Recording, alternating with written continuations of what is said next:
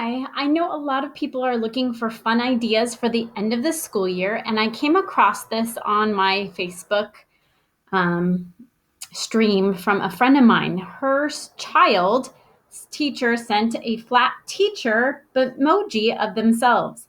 And I thought, what a great way to end your year with a fun activity that will definitely keep your kids engaged.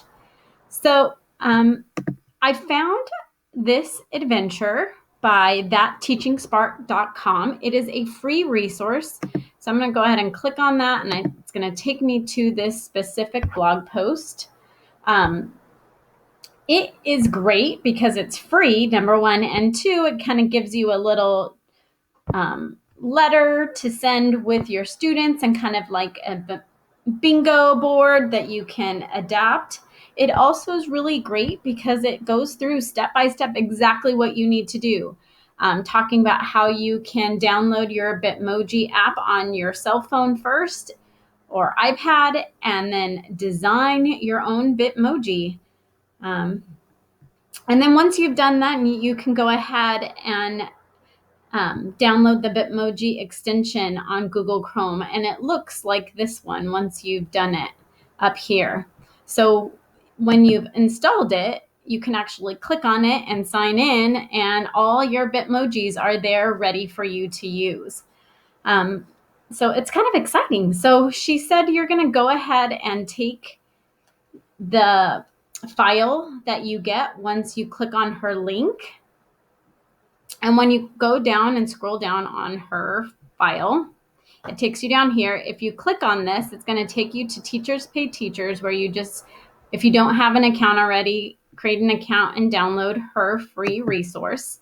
And this is her free resource. It's a slide deck that has the directions again from her website on the first slide. And then on the second slide is the edible letter you can send with it. So here you would take away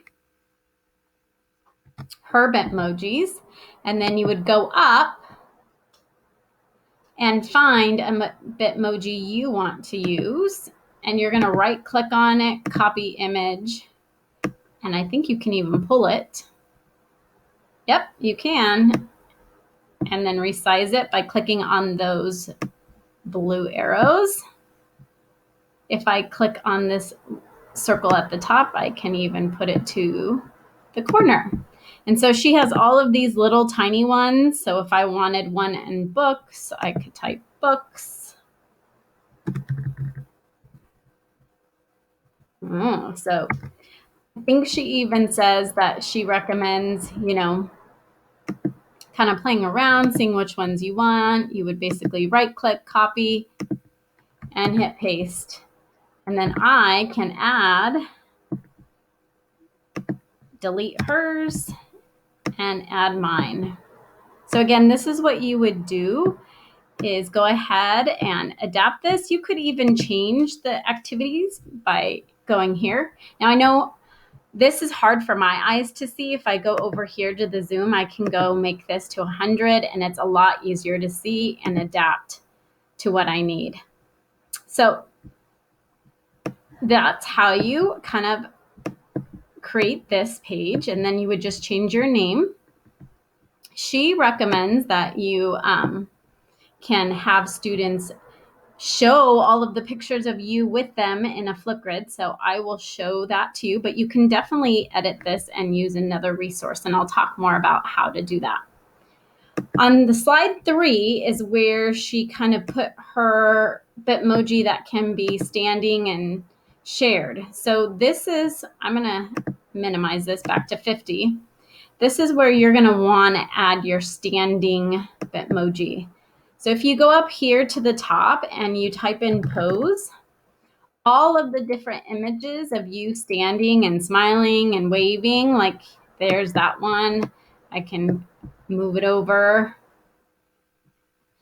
And then I think she has her hand up, so I want to go back to pose and find another one. Maybe that one might be fun to have kids use. So again, you just get the idea, click on the hit pose. Find the ones you want and add them by either right-clicking or just click and dragging.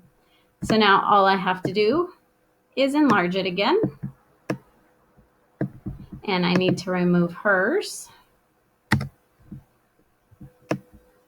And I can put mine and make sure it's about the same size as hers.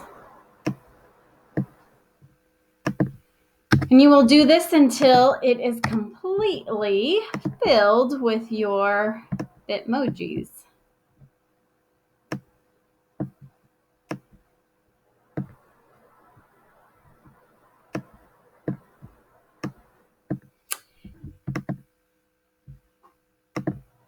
And so I think you get the idea. Once this is done, you're going to go ahead and print slide 2 and 3. And you can mail it off to families or send it digitally, whatever you feel most comfortable with. And then when they do that, I'm going to actually kind of show you up here. I'm wondering if I can add my image.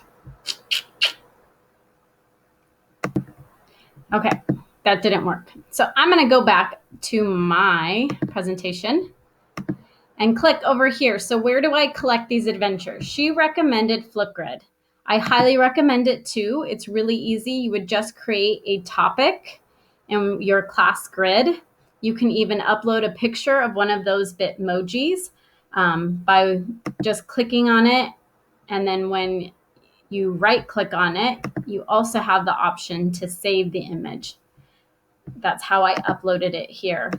You would, again, copy and paste that exact same letter that you saw on the other slide for directions for the students. And then the students can kind of record. Let me get mine for one moment. I literally just printed all of mine on a sheet of paper. And then I took kind of like a popsicle stick that I had and tape, and I taped it together. So you can kind of see, so they could just record themselves talking or whatever they're doing with you, playing in their Legos, taking you to their Barbie doll house, going outside and playing in their yard, whatever you want. If they don't want to take a video, they can just, record for a short minute and then hit next. You can review it there and take a selfie. This is kind of weird, seeing yourself. Sorry, there's a really bad glare because of the back of me.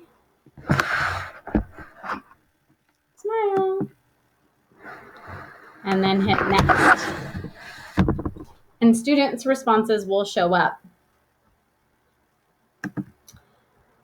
You can also do a Wakelet. A Wakelet is very similar to Padlet, where you create the resources title, and then kids click on a plus sign as well, and they can add all of these different resources to a Wakelet, even a Flipgrid video embedded. And then another resource you might want to use is a Padlet. So create a Padlet, put the same directions in it, and then allow students to add either a picture of themselves with your Bitmoji or upload a picture they took of you guys going for a bike ride, whatever that may be.